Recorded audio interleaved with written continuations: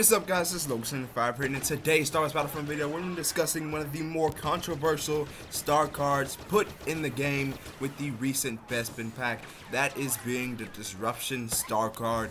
This is, of course, a very controversial power-up, as using it, you can disable enemy turrets and blasters and even hero blasters in this situation. And thus, with the creation of this star card, has incurred a lot of negative backlash with it and some positive backlash with it as well, but more on the negative side. So today I'm going to be discussing what I think should be done about the Disruption star card.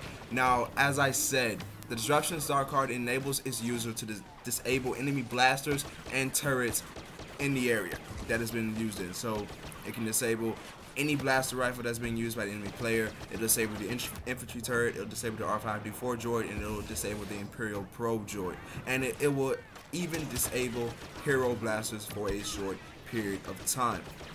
Now, a lot of people have displayed a lot of anguish towards it because of the fact that with this blaster you're rendered useless in this situation. Now, a hero does come with a version of this. Lando Calrissian does, of course, have a disruption ability as well, but his is taken to an even greater length as it disables your star cards as well, rendering you completely weaponless against Lando Calrissian. Now, putting this in the hands of players, a lot of players use it in some form or fashion that could be considered angering, could invoke some form of rage. Now, the most notable way people have used it, and I can even say I've used it like this before, is when you jump pack into a group of people or into one person and use it in that situation. I typically don't use it against one person. I tend to use it when I'm surrounded by a good group of people or if I'm caught off guard in any situation.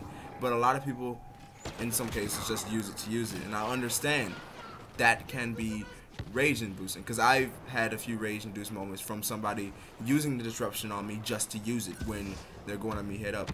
I typically use it nowadays. When I use it, I typically use it on a group of people, or if I'm in a situation where I really need to get away, I'll use it kind of as an escape opportunity for me. I won't really use it to just get on somebody's nerves, because I understand that people don't like it. And I understand that in some cases I don't like it. That's why I use it a lot more tactically. I use it for my advantage, not for rage instances, if I can say that. So there is a problem with Disruption star card. I can admit it, and I know everybody else who doesn't like it can definitely admit it. And I know some people who use it just to make people mad. They might not want to admit it, but they know it's true. There's a problem when it comes to Disruption. So the big question is, what do you do about it? What do you do about Disruption? Now, in a recent patch, they did fix it. They lowered the amount of time it takes for your weapon to be able to redo the cooling flush and get out of the Disruption, I guess, blast effect.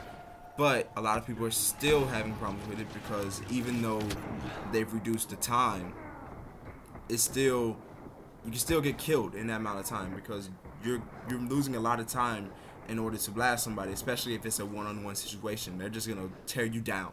So the question is, what do you do about Disruption? Some people have even gone as far as saying take it out of Star Wars Battlefront completely. And to that, I think that could be unfair in some cases. Now, realize there are people who will use it in a quote-unquote new fashion. There are also some people who like to use it more tactically. They like to use it to escape enemy blaster fire or quickly get in and out of a room. They might not even use it to kill somebody. They might just use it tactical wise. And that's kind of like the proper way it should be used. So if you take that out, that might be a big part of someone's playstyle when they want to do something tactically. And you take that out, you're removing that person's style of play. So you just can't base it off of, okay, this is a majority, this is what everybody's using it for, because that's not what everybody's using it for. That's generalization. You're saying that everybody's using Disruption. So when it comes to what should be done about the Disruption star card, I personally don't know. I don't know. Some people have also had the idea of having it just disable star cards instead of disabling your blaster. For me, that is also kind of weird, because why would you want to disable somebody's star card out of the blue? Because they might have a star card that doesn't affect you at all. They could have an ion torpedo that's only working on vehicles, and you could be on a map that doesn't support vehicle play. So why would you do that? So as far as what should be done about the Disruption Star card, it's really up in the air. I want to know down in the comment section from all of you, what do you think should be done about the Disruption Star card if you have any bad feelings toward that charge? I really want to know. Also, leave a like and share this video with your friends if you enjoyed it, and subscribe to Marauders Guild for the latest and greatest Star Wars Battlefront content on YouTube. Until next time, this is Lando Calrissian from Marauders Guild. I'll definitely see you guys in a later video.